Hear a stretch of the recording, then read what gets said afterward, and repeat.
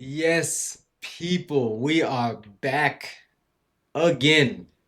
Welcome back to the channel. Welcome back to KGX to the Z TV.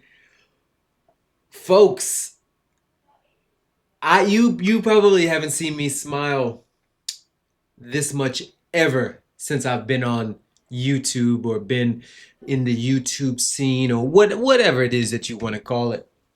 But folks, there's a lot of reasons to smile around Chelsea Football Club these days. But today, we got the here we goes of all here we goes. Alejandro Garnacho to Aston Villa, loan with a obligation to buy, 42 million package all in. I don't know if that includes the loan fee, but I don't really care. Supposedly, the obligation clauses are very, very obtainable or attainable. That's the right able word. Um, 25 appearances in all comps, 10 G&A in all comps. We know Garnacho loves to scam a goal in the Carabao Cup. FA Cup, he shines, right? He had the I think the FA Cup winner for Man United, or I think he scored maybe their first one a few years ago when they beat was it Newcastle? No, it was Man City. Maybe Man City. Um, but Unai Emery, good evening. Gracias, Unai. Gracias para tu dinero. Gracias para tu corazón. Unai. And that, look, Aston Villa in general. We've done a lot of business with Aston Villa over the years. A few years ago, we sent them Matson. They sent us some kid named Amari Kellerman. Haven't seen that brother since. As soon as he got to Chelsea, he immediately got injured. But all jokes aside, I think he had a good loan last year in League One. But that deal, we know what that deal was about. Even this deal, right? I've heard some folks. I've seen some people on streams talk about it's shady what's going on between Villa and Chelsea, right? We buy them. We buy Morgan Rogers for a record 117 for a British player. And then 2-3 days later, we end up selling him Garnacho. And then probably even a few days from the time this video drops, Nico Jackson may be on his way, right? We know Nico Jackson's past history with Unai. Unai gave him his shot at Villarreal. That's sort of where he came into his own as a professional player before he moved to Chelsea Football Club, right? But that being said, let's go back. We all knew, folks. To a person, there were only, I can think of a handful of Chelsea content creators, notable personalities that wanted Alejandro Garnacho in the first place. Most of us, again, the 98% of Chelsea fans who have eyes, saw Alejandro Garnacho for what he was or what he is, a very limited winger, right? Not very good with the ball at his feet dribbling. Not very good in 1v1s. Defensively, absent, right? We've seen his lack of awareness and tracking defenders at the back post. He cost us 3 points. I think it was against either Brentford or Bournemouth. One of those games where he was caught lacking at the back post. Inconsistent finisher, right? Decent player on the counter when you have space, but against low blocks like most big clubs are going to face, very limited player, right? And I know that those folks, that 2% that were clamoring for Garnacho, were talking about his metrics. Oh, 2 years ago or the year before Ruben Amorim came, he was second to Yamal in GA for players under the age of 20 and all this. Use your eyes, folks. Use your eyes. Not only do you get the rubbish play on the pitch, but you also get the off the field pitch, right? The leaking of lineups. And while he was a pretty model citizen, just like Jadon Sancho was when Sancho came from Man United, you just never know with him, right? You never know with him. You see how crazy he is. You see him in the summertime with the dreads or the twists. like he's just not a serious player. But luckily, not my problem anymore. JM's got to deal with that guy. And look, good luck, Aston Villa. If you're talking about his strengths, you're talking about what he's good at. Um, he gets on the end of chances. He does put himself in a decent position to get on the end of chances. Um, but really, that's about it. He might cook. I mean, Unai Emery, he will get a tune out of players who have had rough spots or bumpy patches in their career, right? Rashford was pretty decent when he went to Villa. Sancho halfway decent last year at Villa. Who else? Daniel Malin, right? Some of the loans that they've had over the years where they've, Unai has gotten the best. Who's the guy from who came through Real Madrid? Asensio. Asensio was a pretty good player for them when they were in the Champions League 2 years ago.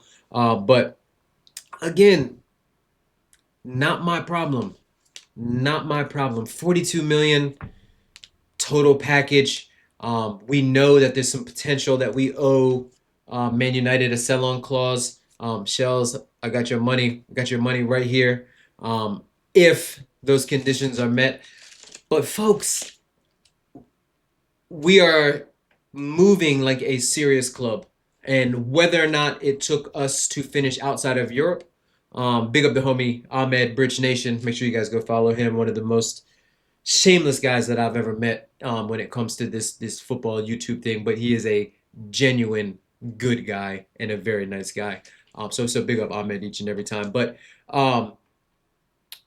we're finally moving like a big club, and whether or not it took us to finish in 10th place out of Europe to give these owners and these sporting directors sort of a kick in the ass about, look, we need to be shopping in the premium aisle.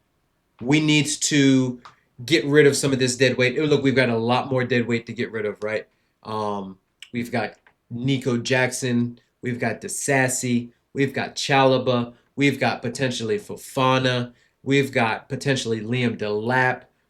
Look, there is no shortage of players that we have that are on the fringe of the squad that we should not be moving on. And we do generally sell well, right? That's the one thing that you can give Clear Lake and Blueco a pass for is when it comes to selling players. We are a very good selling club. Whether that's identifying young players and then kind of flipping them later, like the likes of a Madueke, even a Santos and things like that, we get good value for our players that we put out.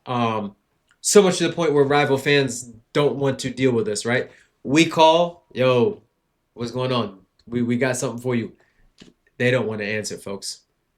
They don't want to answer because they're afraid of the Mason Mounts, the Maduekes, even the Kai Havertz. Even though I'd say Kai Havertz for Arsenal has been for 60 million, maybe not for 275K, but for 60 million in today's market. You got your double-digit goals. I think a couple of years in the league. You won the league last year. I mean, you know what he's on. But folks, it is a good day at Stamford Bridge. The new away kit dropped the other day. Looks absolutely fantastic. The black with the yellow laurels around it. The Morgan Rogers celebrate announcement. Cold, getting frigid. Biggest club in London. Transfer dopamine is real, folks. It is real. And when your club finally starts moving like the big club they are, like the pride of London, of which we are, it's you know what, you can get a little excited. You still have to be a little reserved because we still need to see what Jabi Alonso is about. There's still a lot of questions to be answered. We're going to need improvement from the likes of Cole Palmer. We're going to need to see if Ja Pedro can keep it up and continue to be the talisman that we saw last year in terms of his output and his goal production. We need to see Caicedo get back to the levels we know he can get at. We need to see Reece James stay healthy and get back to those levels. We need to see how Colwell responds to it. We still need a center back, so hopefully LaCroix comes through the window next. Maybe even a John Stones, if we can get that. Probably, if we could upgrade the goalkeeper position. I know we've got young Penders in the background, but I don't really want to be turning over the reins to a 19, 20-year-old kid who really hasn't faced the pressure and face the limelight. Nor do I really want to run it back again with Sanchez. I'd be happy with Sanchez as a backup, but it looks like Penders is the future. It looks like Penders is the plan to ease him in. So we'll see. Look, preseason starts next week, or maybe even this weekend. I got to check the schedule.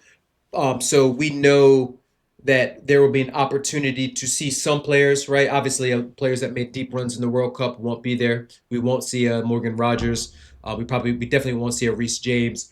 Uh, Depending on what happens with Enzo and whether he's back with us permanently and we don't sell him, probably won't see an Enzo until late in the preseason and things like that. Because those guys need their rest, right? I get it. It's a long season.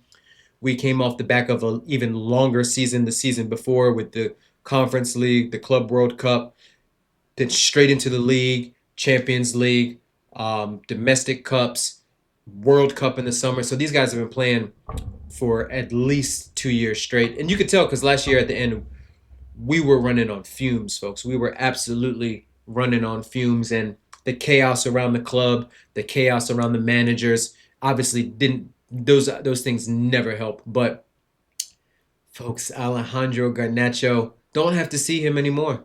Agent 49, no longer in a Chelsea shirt. No more leaving the ball behind. No more losing possession 3, 4 times in the matter of 10 seconds. Um, it is a good day. It is a good day for Chelsea Football Club. So yo, people, if you are as excited as I am, if you are as happy about how this situation ultimately turned out, given the fact that we never wanted to be in this situation in the first place, um, do your boy a favor. Hit that like button, hit that subscribe, turn those notifications on, and we will see you at the next one. Hopefully, either a Nico Jackson, here we go, or a Maxime Lacroix, here we go. That's it, folks. Peace.